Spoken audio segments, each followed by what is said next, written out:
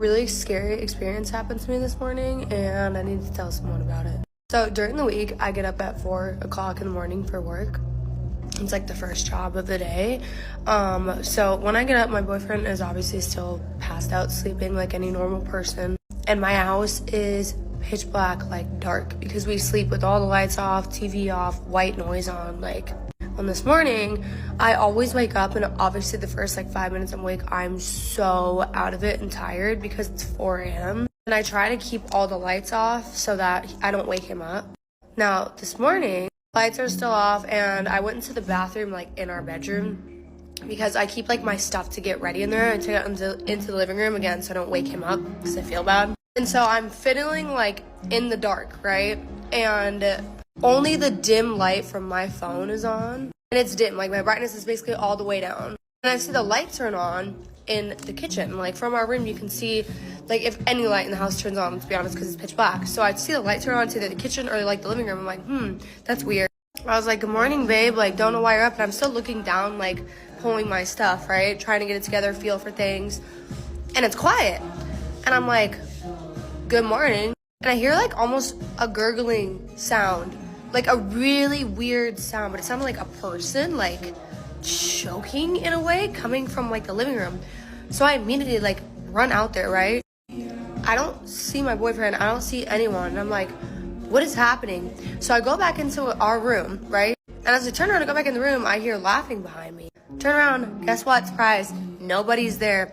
Walk back into our bedroom, he is passed out sleeping. My boyfriend is out like a light. And the weirdest part is, my dog, who normally picks up on things, was hiding underneath my dresser.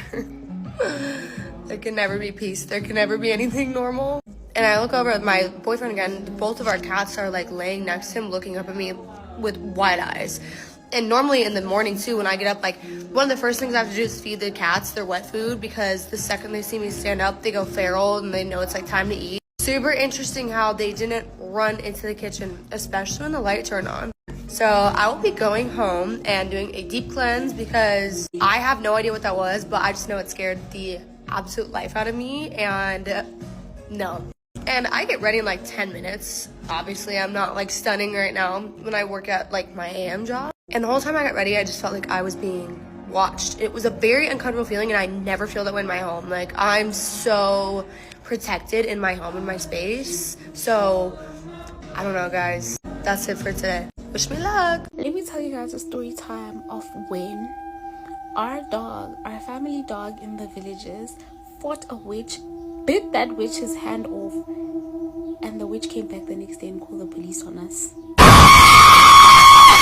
So, you know the theory when people keep telling you that dogs see things at night like that we don't see? Yeah, this is one of them. So, I think it was around 1 a.m., I'm not sure. And so, I wake up and, I'm half asleep, I want to go pee, whatever. So as I wake up, I hear this thing that's running. But when someone is running really fast, you can hear the wave of wind that passes you can hear the wave of wind when they are running. So that thing just keeps on running in circles, and I can see the shadow, but I don't know who it is, because I know no human that runs that fast. So now, obviously, because I saw it and now I'm scared, all the sleep has been drained out of my system, and I decide, no man, like I'm gonna wait, I'm gonna time it, and I'm gonna open the window just a little bit just to see what it is, because in my small brain I genuinely thought that it was somebody. I don't know how, and I don't know. So obviously it makes its round, it makes another round, and I peek, and as I'm peeking, guys, I can't really see, but it's a shadow, right? It's a shadow of a person, but I can't see who that person is. So it keeps on running, and at one point it stops, because I'm still peeking in the window, right? Guys, I peeked in the window for 5 seconds, and in that 5 seconds, that thing kept on, it made a lot of rounds. So it eventually realized that, no man, something is peeking through the window, and it stopped. As it stopped, the dog realized that, hey, what is that? And it started chasing this thing. Mind you, everybody's asleep. I'm scared to make a sound. I'm just sitting at the edge of the bed just thinking. And it's crazy how my mom didn't hear the fact that I was awake this whole time. So the dog is there just chasing this thing, and it eventually grabs it, and it's fighting with this thing, and we can only hear the dog and not the person screaming, but the dog is obviously making sounds, whatever, and you can hear that it's tearing something apart. I'm like, you know what, let me just go back to bed and assume that it was some animal somehow, I don't know. When we wake up in the morning, my granddad is washing the dog, and like he's just hosing it because that dog was filled with so much blood.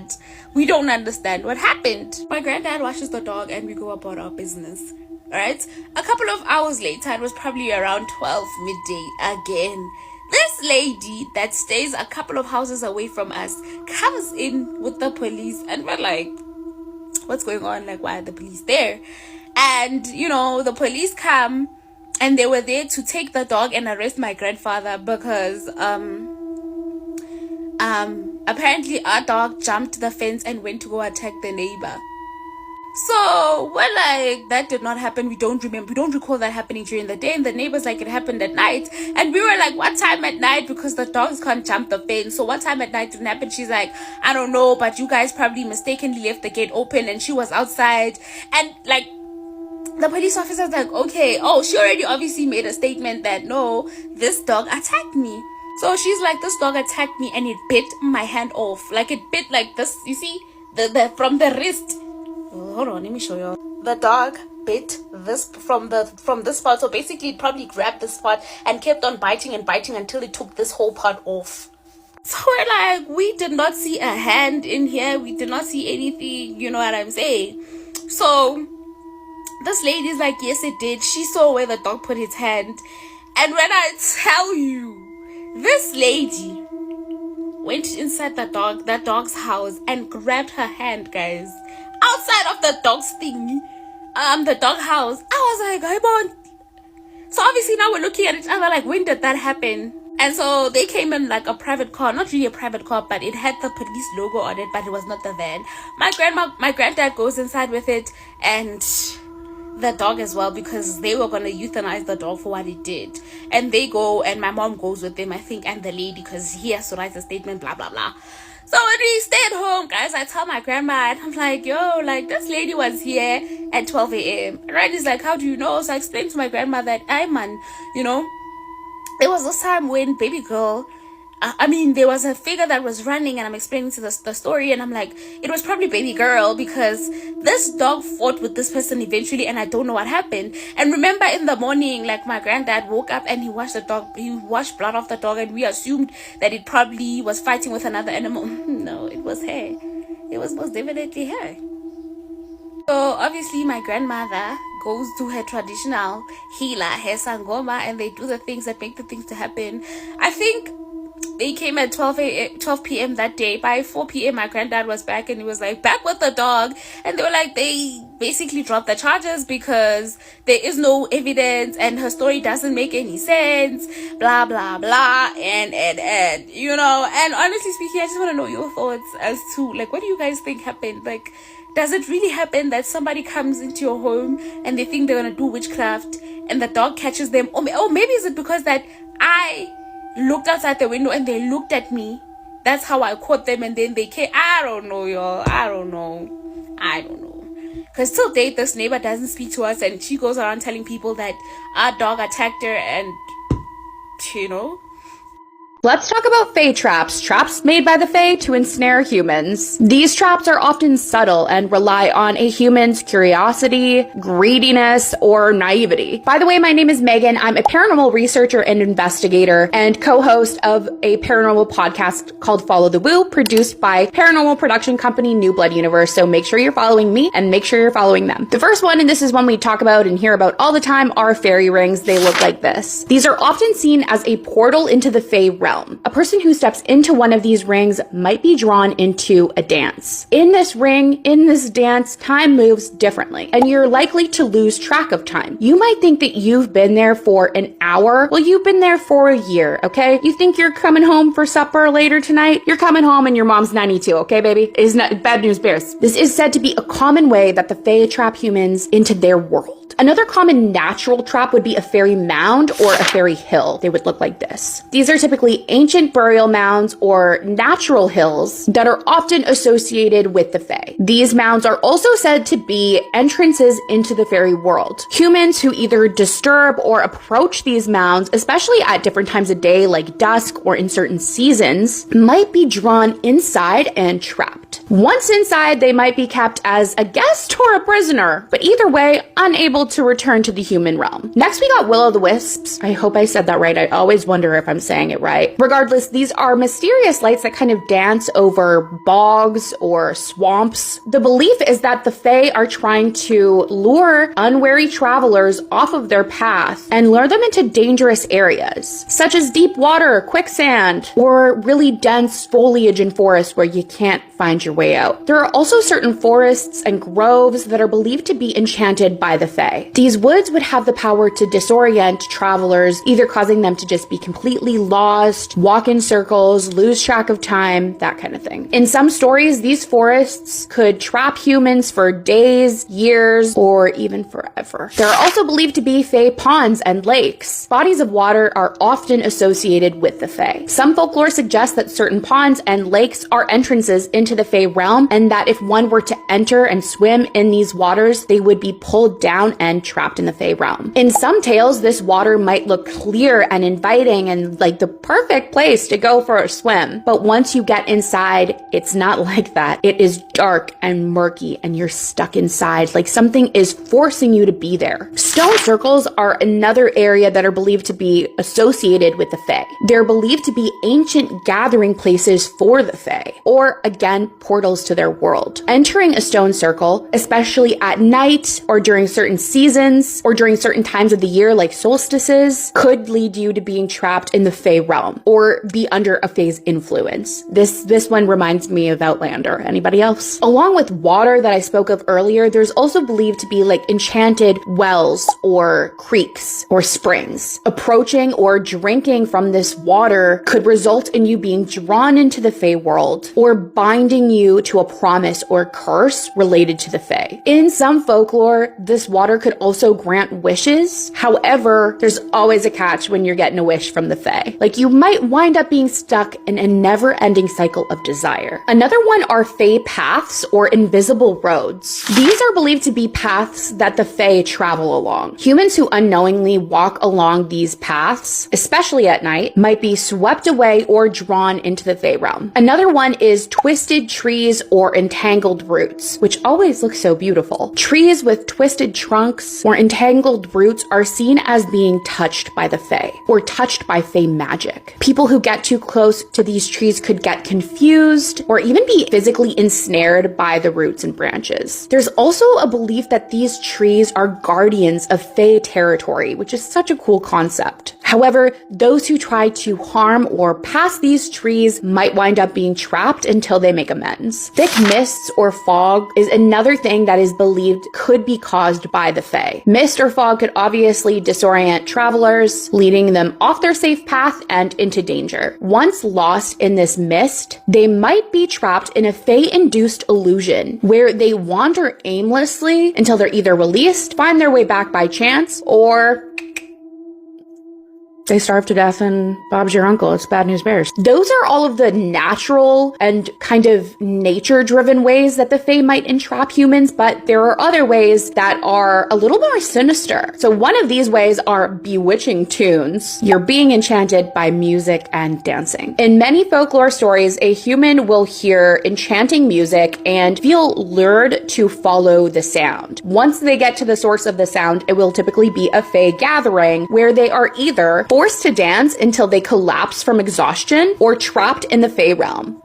Not good. Something the Fae are also super good at is glamour and illusions. So they might make something look more beautiful and desirable than it really is. For example, a bed of leaves might be made to look like a bed of gold. Score? But not score, because it's leaves, bro. If you were to go and try to grab that gold, the Fae be grabbing you. Or another way that they might glamour would be making themselves to look like a lost child or a beautiful maiden, luring a human to help them. Another thing they might do is offer you a little treat, okay? Don't accept treats from the Fae. Accepting food and drink from the Fae can be literally dangerous. In folklore, eating or drinking anything from the Fae realm can bind you to the Fae realm. I don't know if any of you saw Pan's Labyrinth, such an iconic movie, but in the movie, the little girl eats the food in the Fae realm, and that was one of the things she was absolutely not supposed to do. This is something that could trap you in the Fae realm forever. Another thing that the Fae might do to try to trap or ensnare humans is making deals or promises. Never make a deal or a promise with the Fae, because they are notorious for making deceptive promises and deceptive deals. You're getting the shit end of the stick, I promise. You might promise something to them that seems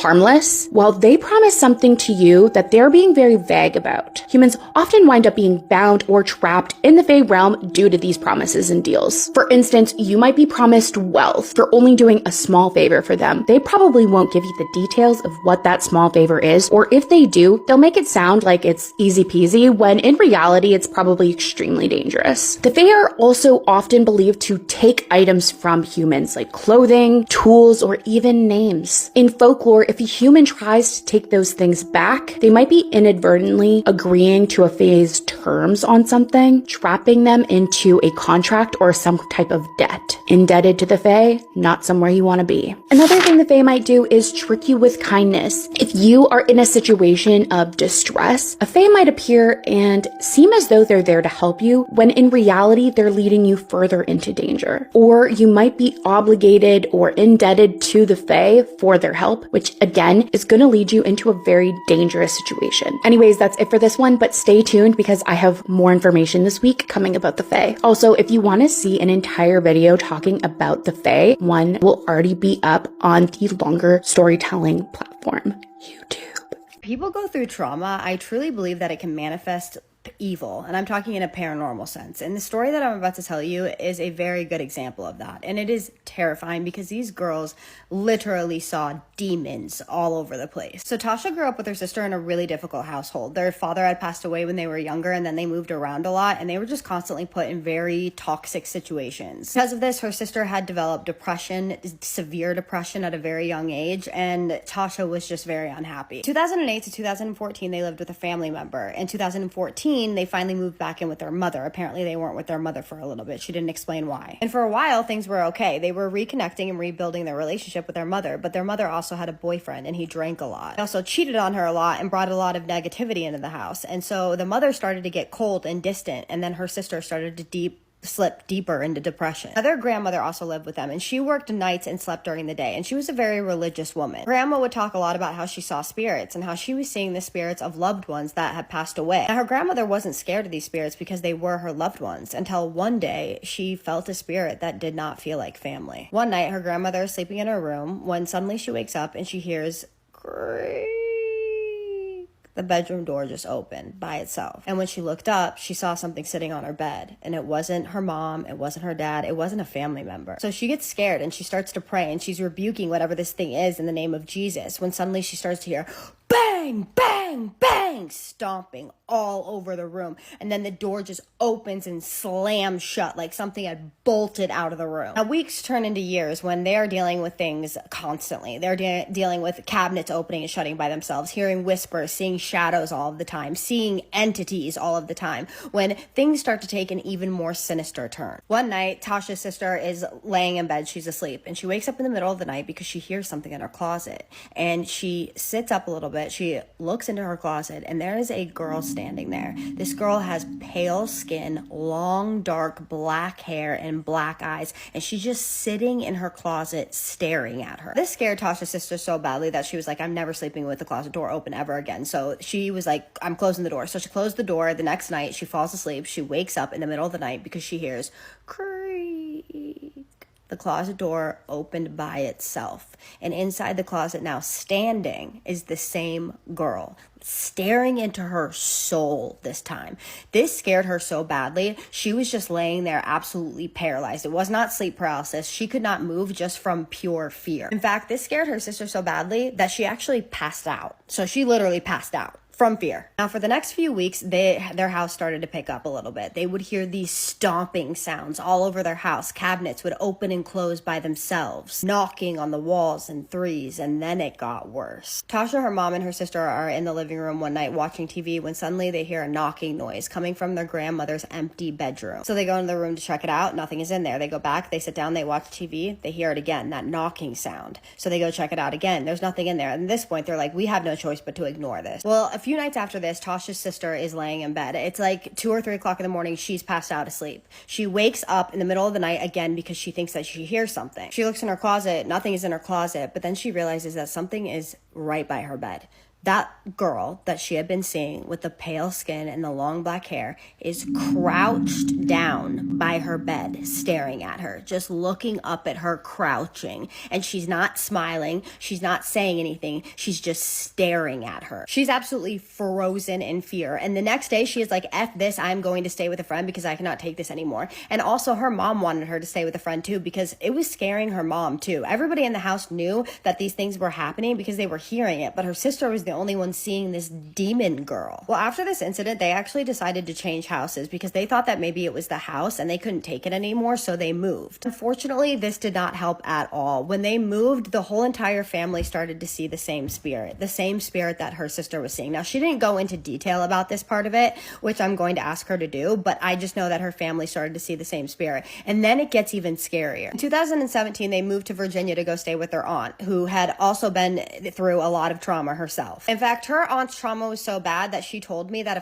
if she were to tell me what happened to her aunt, that I wouldn't even believe that she was still alive. Well, one night, Tasha, her sister, her aunt, and her neighbor are all sitting around in the living room and they're just talking when Tasha's aunt brings up the fact that there's something attached to her. And everybody is like, what are you talking about? And she's like, there's something attached to me. I can prove it to you. Aunt says, as soon as I start talking about it, it will make itself known. So she starts talking about it and the lights start flickering. And suddenly this big dark shadow just forms around her aunt. And everybody is like, what the hell is going on right now? Now, her aunt actually starts mocking this thing, like legit laughing and mocking, saying things like, you can't control me anymore. I'm stronger than you. And she said that she literally saw her aunt's, whatever it was that was behind her aunt, just shrink down and fade away. Almost like it knew it couldn't control her anymore. Their neighbor had no idea about anything else that was going on with the family, but the neighbor is Muslim apparently, and she thinks that she may be an empath because she then looks at Tasha's sister and she says, you know, your aunt isn't the only one with something following her. And Tasha's sister is like, what are you talking about? And she's like, you have something very dark attached to you. Her aunt at this point actually nods in agreement, like she knew. And so her neighbor was like, can I please pray over you? And her sister was like, yes. So they pray over her. Now, this unfortunately didn't work because her sister's mental health continued to decline. Now, one night, Tasha's aunt and her boyfriend are sitting in the living room when they hear something in the kitchen. This next part freaks me out so bad. They look over in the kitchen and they see that girl with dark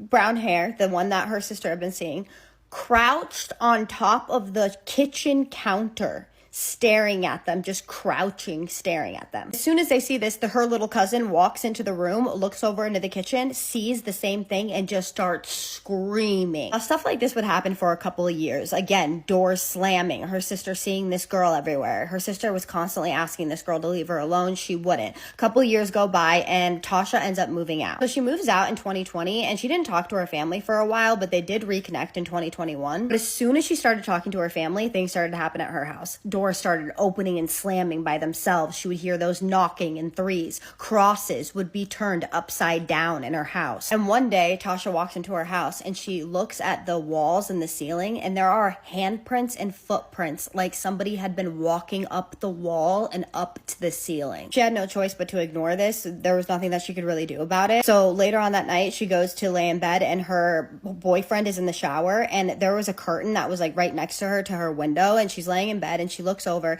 and the curtain just moves as if somebody had like grabbed it and like moved it sideways to look at her, but there was no one there. She obviously freaks out because of this, and her boyfriend comes running out of the bathroom and is like, what is wrong with you? And while the curtain is still moved like that, they look out the window and there's like a swing set outside of the window, and there's just a swing back and forth, just going back and forth, back and forth by itself. No wind, nothing. Now, the scary thing about this story is that this stuff did not stop. So her sister still sees this girl to this day, not as often, but she does still see her and feel her, and her grandmother still hears spirits and sees spirits, and her mom is still going through stuff. So she didn't say whether she was, but the last thing that she said in the email was, I guess there's no ending to this story because it's still not over. What did you guys think about this story? Have you ever heard of something called Mel's Hole? Now, there was this man named Mel Waters. Mel Waters buys some land in Ellingsburg, Washington. And when he moves to this property, he discovers this very large hole. And he notices that all of the neighbors seem to throw their garbage in it. Well, one day, him and his dog, they hike out to this hole on his property. And as he looks down, he cannot see any of the garbage. He cannot see the bottom of this hole. And he starts to wonder, like, how deep is this thing? Like, how far down does it actually go? He also notices his dog wants nothing to do with this hole. And the birds in the area, they fly around this. So he's a fisherman.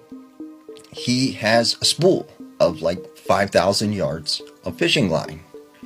Takes the fishing line, puts a weight on it, and he starts putting it down the hole. Gets down to the end of this spool, 5,000 yards, and still doesn't hit the bottom. So he ties on another 5,000 yards spool of fishing line. Still doesn't hit the bottom. And he keeps doing this. Well, he brings a radio out, and he's listening to the radio as he's, putting this line down the hole. And he started to notice that this radio would get interference on it. And it would play this like old-timey music. And it also played like a baseball game. Except he realized this baseball game was from like 30 years prior. And it was as if this hole affected time and space around it. So he calls into this radio show, a very famous radio show called Coast to Coast AM. And he tells Art Bell, the host, this incredible story about this hole on his property. And he tells him how his neighbor has this dog. The dog passes away, and he throws the dog into this hole. A couple weeks later, this dog comes back. And he said it looked the same as the dog, did before, but it looked younger. And not only that, said this thing was like aggressive, didn't know who its owner was. It wasn't the same like personality, or it didn't know who the owner was.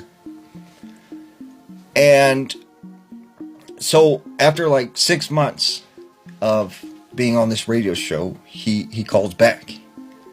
And Art Bell's like, how's it going? Like, how is everything?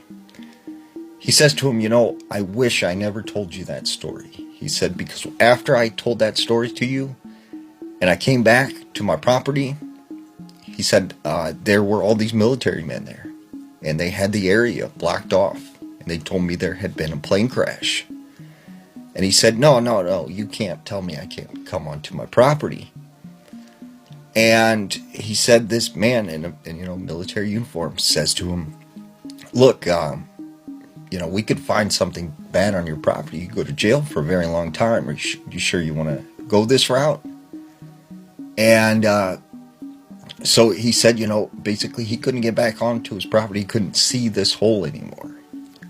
Eventually, he says, the military comes to him and says, look, we want to buy your property. We're going to give you $1 million, but you have to move out of the country. You can never come back. So he took the $1 million and he moved out of country. But he gets bored a couple years later and he decides to come back. He finds himself in Utah.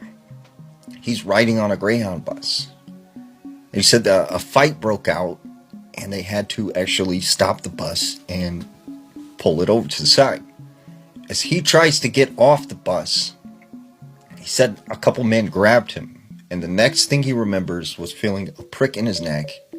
He wakes up a couple days later on the streets of San Francisco.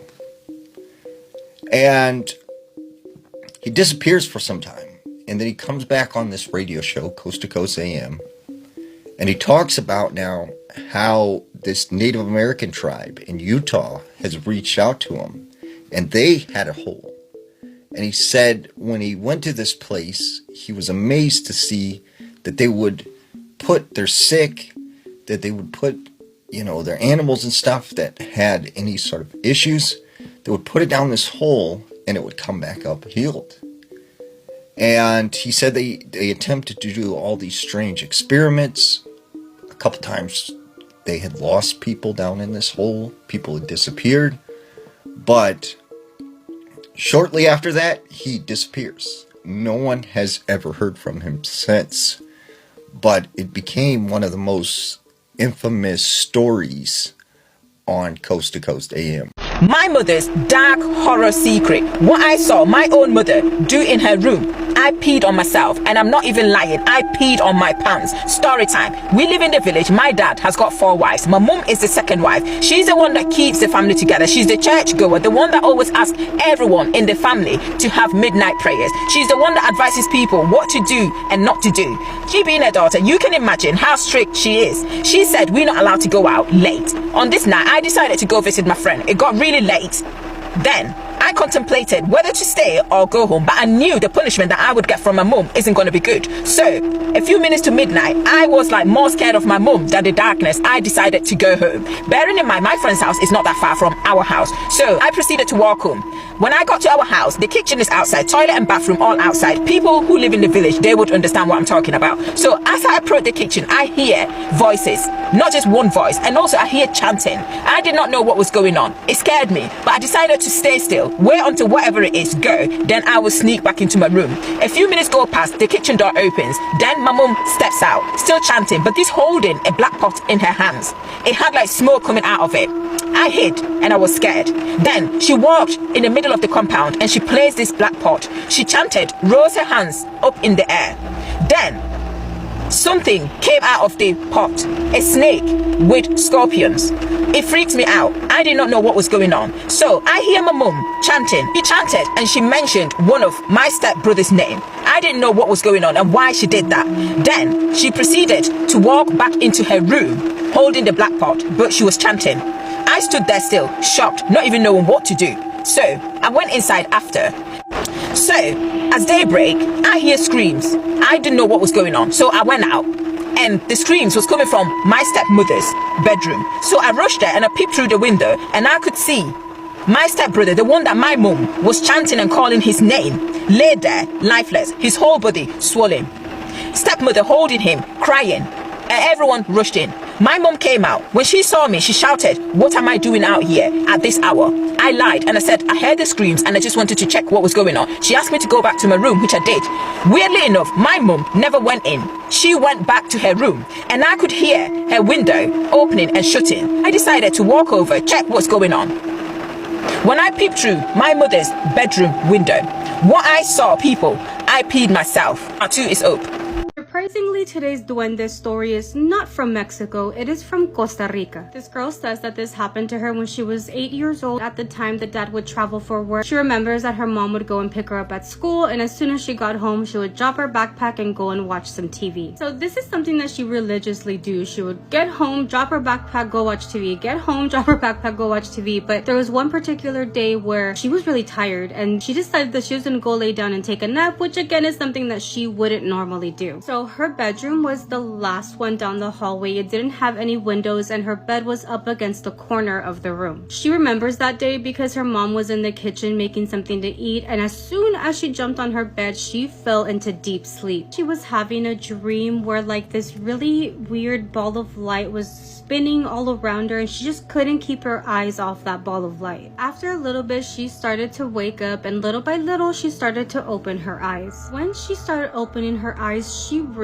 realized that one of her arms was extended upright and it was going towards the corner of her bed. She felt so tired, like if somebody had given her a sleeping pill where like she was finding it really hard to wake up. When she opened her eyes again and again realized that her arm was upright, extended towards that corner, she said that she looked towards the corner and saw something that marked her forever. She said that she looked at that corner and there was like a circle, like almost like a portal that was like extremely dark in the middle. And from that hole, from that portal looking thing, there was a tiny looking man who had held onto her arm that was extended, pulling her into that hole. New fear unlocked. Well, they couldn't carry me, but you skinny girls, you better watch out. She says that she understands that no one is gonna believe this story, but till this day, she still remembers what this duende looked like. She said that he was really brown, and he had a pointy nose, and ears were also very pointy. Oh, I don't know why I got goosebumps. She remembers that this duende was on its knees with her arm, like pulling as hard as he possibly could. She obviously is in shock. She got really scared, and she screams and pulls her arm away from the duende, and she leaps over her bed and goes straight out of that bedroom door. She ran to the kitchen straight to her mom, and she explains that in those times she never told her mom anything because she felt like her mom was always in a bad mood. She couldn't tell her anything. She was always mad, and if she's being honest, even as a kid she could tell that there was a lot of problems between the adults in the household. Her dad was really violent with the mom. They were always fighting physically, you know, screaming at each other, and she would always just hide in her room and try to like not let that get to her. Even though she screamed, she ran, she went straight to her mother and that kitchen. She never told her mom what happened in the bedroom. When she thinks of that time where, you know, the duende's pulling her into this portal looking thing in the wall, she thinks that maybe the duende came and might have been trying to take her to a better place because of everything that was happening in her house. If I'm being honest, from the things that we've heard about duendes and what we know or what we think we know, there are stories that say that duendes take your kids if you're not taking care of them. Obviously, we don't know if that's true, but like a lot of the stories say that duendes will come and they'll take care of your kids if you're mistreating them and shit like that. But on a different note, she also thinks about the possibility that this could be a little freaking demon trying to take advantage of the fact that she wasn't in a good household and that, you know, maybe he would have been able to take her and do God knows what with her. And I will say, in my opinion, again, these are just my opinions, I feel like there's some entities and things like that that do get attracted by negativity going on in your home. I feel like these things like almost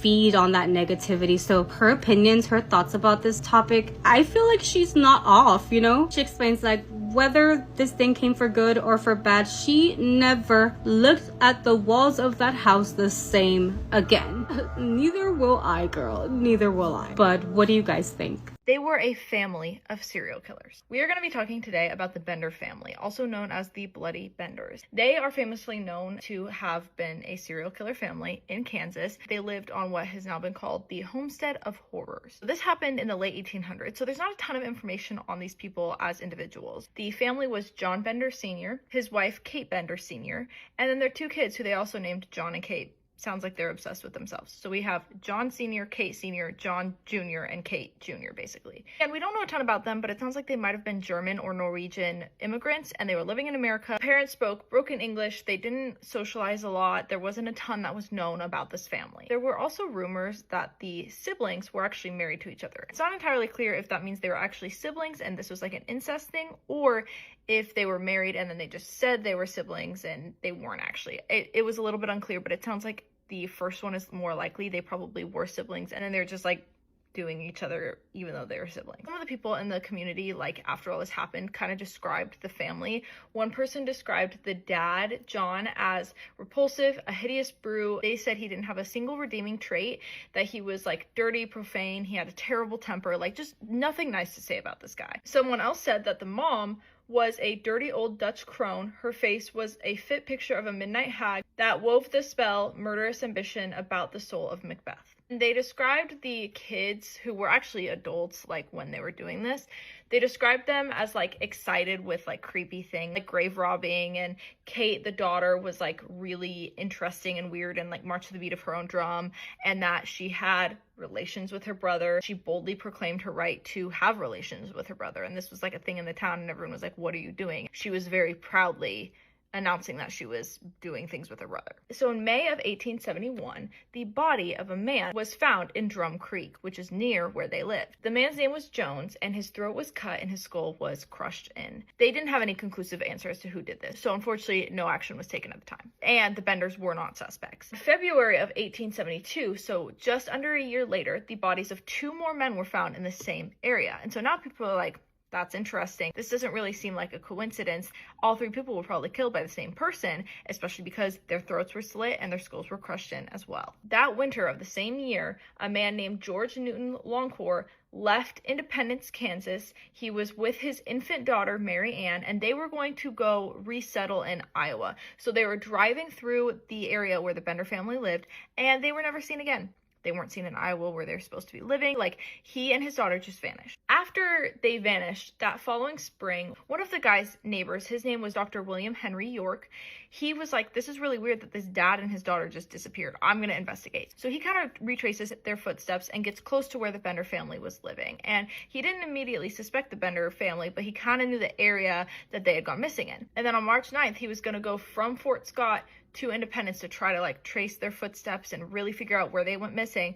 And then he never arrived, and he disappeared too. And so during this time in 1873, there are reports of people going missing like quite a bit, and it's a lot of people passing through the area. People are starting to get really sketched out by this area, and travelers ended up starting to like avoid the area because they were worried they were gonna go missing. And again, one of these people that went missing was Dr. York, and he had 2 brothers. And when he goes missing, his brothers are like, okay, we know what his plan was to track down this dad and his daughter, and so we can just retrace his footsteps as well and try to figure out what's going on.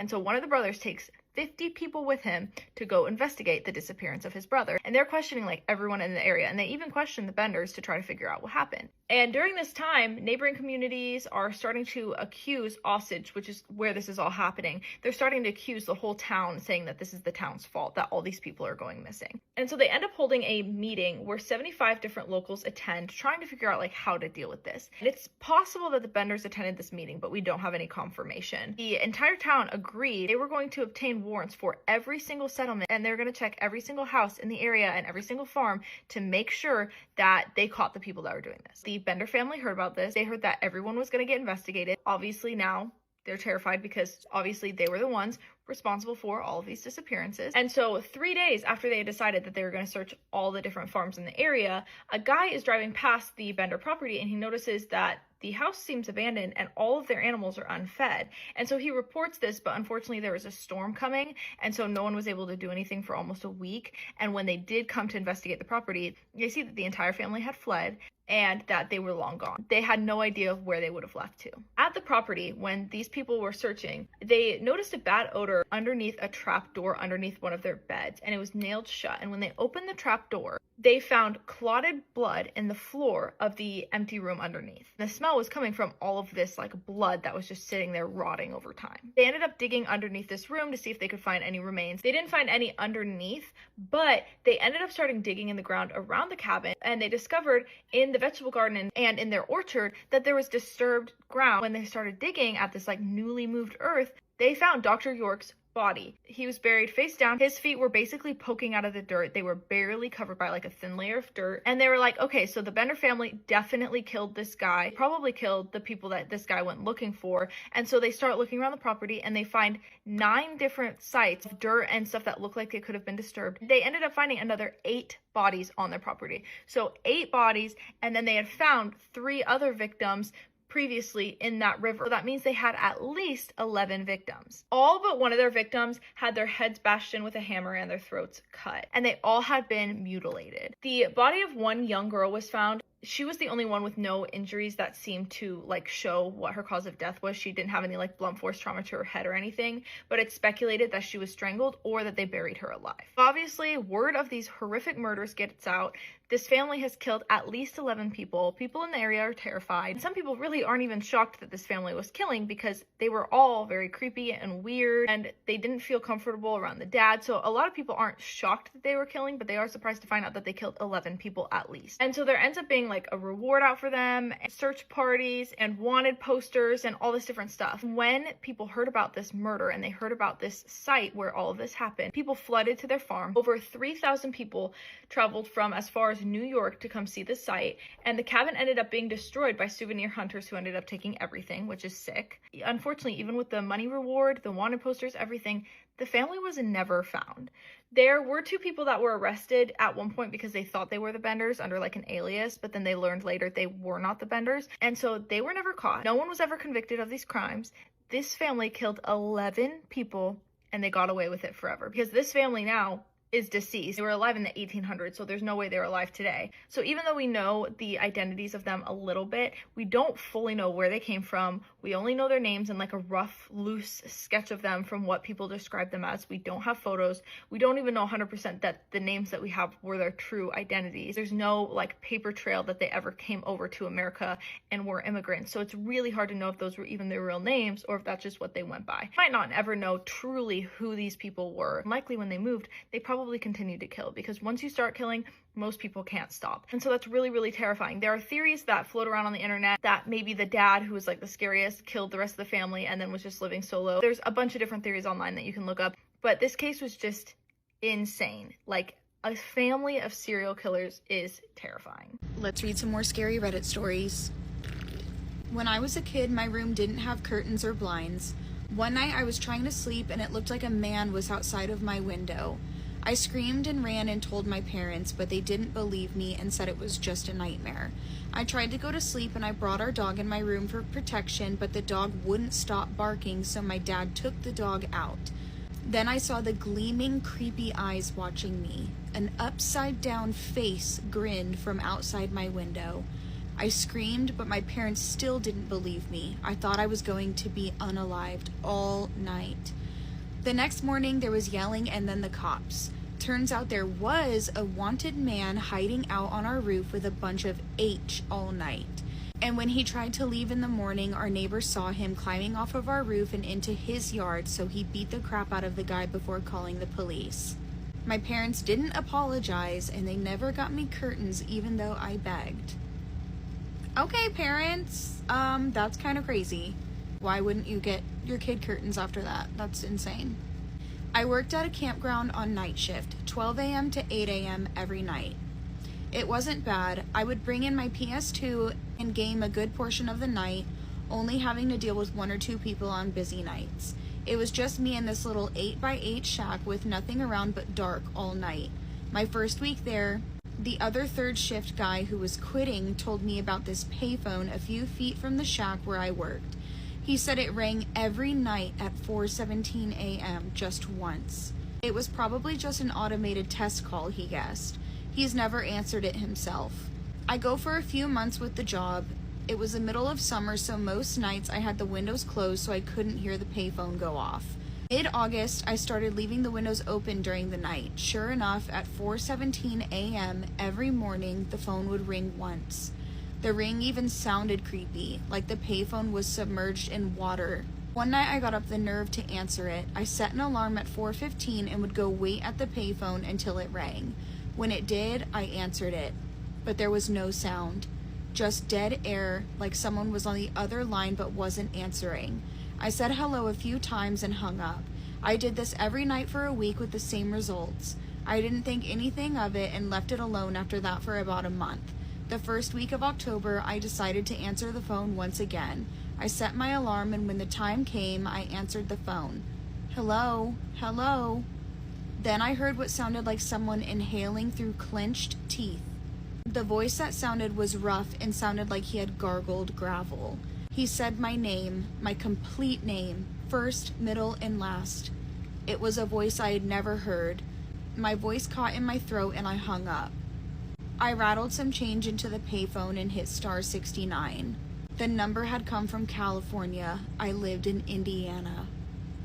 Back when I was in junior high school, my mom had an attractive 21-year-old Polish woman living with us in exchange for house upkeep. One weekend night, the woman staying with us came in from hanging out with friends and went into the basement where her bedroom was. When she got to the bottom of the stairs and turned the light on, a man dressed in black started walking toward her. She screamed and ran up the stairs. The man walked up the stairs and out of the house through the door at the top of the stairs. I'll never forget my brother, only 13 years old at the time, coming into my room saying he heard a scream. I hadn't heard it and told him he was hearing things. I woke up a half hour later to the police searching our house. They got prints off of the doorknob but couldn't find a match until they caught a man who would later be called the Birmingham Grapist, a man convicted of raping several women in the area we lived in. My mom told the police she distinctly remembers having locked all of the doors before going to bed. Apparently, this man had stalked the woman staying with us and watched our family's daily behaviors. He'd entered our home early in the morning while we were in the yard and sat in the basement of our utility room until she got home. The thought of us going about our day while a man sat in our house waiting for the right time to grape the woman staying with us creeps me out till this day. When I was about 17, I was at my friend's apartment building, which his parents owned. We had an apartment to hang out in at the top floor and used to go to the roof to smoke. One night, we were about to go up, but I had to pee, so I told him I'd meet him up there. After I was done, I went up the stairs to the attic portion that was connected to the roof. There were no lights, so we used our phones to guide us. It was an old building and the attic was creepy and cluttered all the time. I was heading over to the door that led out to the roof when I saw a shadow-like figure pass by me. I followed the direction it went, thinking it was my friend. I kept saying that I knew it was him and to stop playing around. It passed me a few more times in different areas, moving in different directions. Then I heard my friend's voice from downstairs. He got a call from his girlfriend and was in another room talking to her the entire time. I have no idea what that shadow figure was, and I still refuse to go back up to the roof when it's dark after that night. My cats and I were sitting on my bed one day after college. The room got cold and I felt a weird presence. Both cats went to the end of the bed and were hissing at the doorway, their fur standing on end. About a minute later, it was over. The room went back to normal and my cats laid down to sleep. One of the cats lived to be 20 and never did anything like that before or after the event. The other cat I still have, and he's never done anything like that either. Anyway, a few days later, I found out someone I knew from college unalived himself that day, around that same time. That's really sad. But animals, they always know when something weird is going on. You can't make this stuff up. Might have known the story of real-life boogeyman. The Pacific Northwest is a hotspot for paranormal occurrences.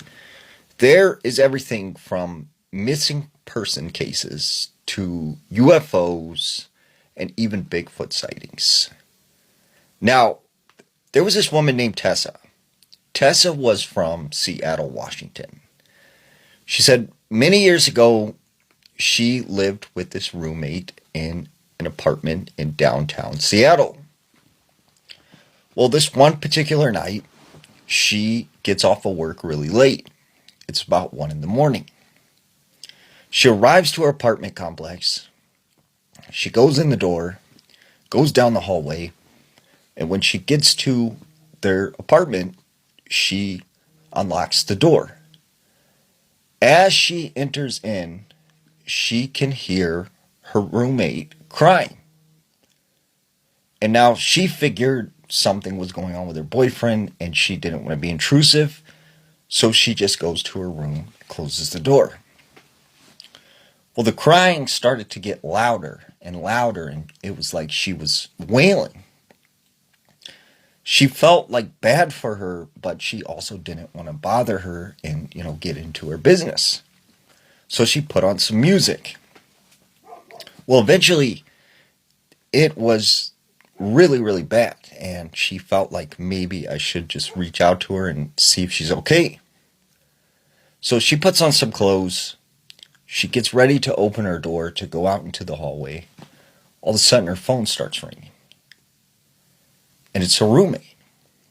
So she picks it up and is like, hey, you know, I'm sorry I didn't come in sooner, but like, is everything okay with you? I've been hearing you cry. And her roommate's like, what are you talking about? I'm not at the house. I'm at my boyfriend's.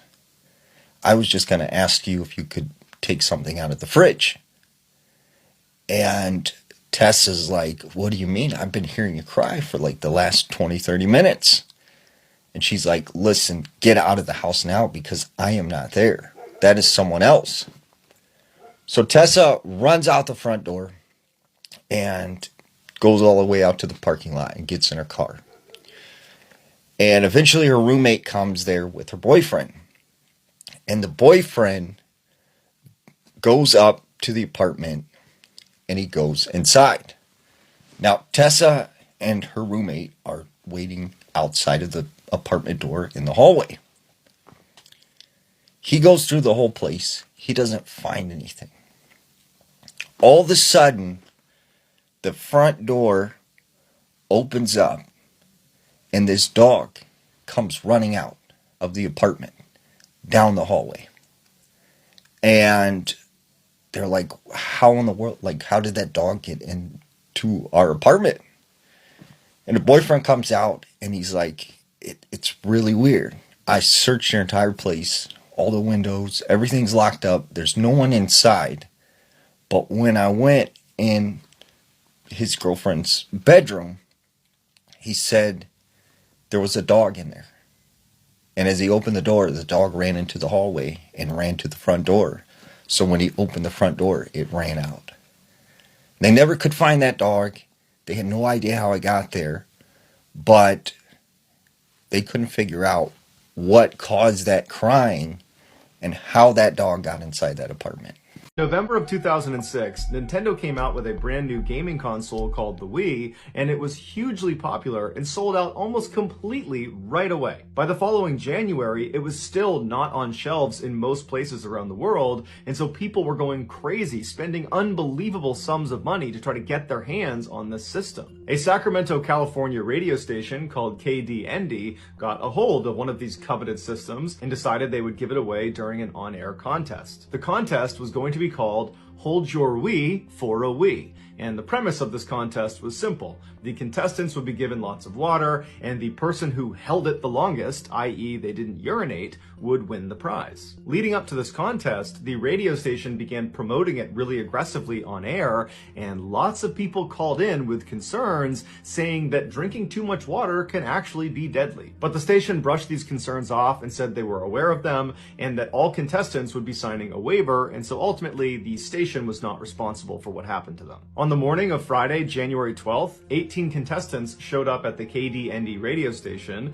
and they signed their waivers, although one of the contestants said the waiver only covered publicity issues, not health and safety concerns. One of the contestants was 28-year-old Jennifer Strange, who was a mother of 3, and she was trying to win this Wii for her kids. She, along with the others, after signing their waiver, were ushered into this room where they were handed 8-ounce water bottles. Every 15 minutes, they would be expected to finish that water bottle and then refill it and do it every 15 minutes. And if at any point they didn't completely finish their water bottle in time, or if they got up to use the bathroom, they would lose the contest. The contest started at 6:45 a.m. and by 8 a.m., after 5 bottles had been drank, a number of the contestants began pulling themselves out to use the bathroom. But the radio staff felt like this contest was going to take a really long time, and so they gave the remaining contestants, that included Jennifer, a larger bottle of water to drink from. Over the next several hours, all of the contestants, except for Jennifer and one other, had dropped out because it was just too painful. They had to go to the bathroom. Jennifer was heard on air saying it hurt so much,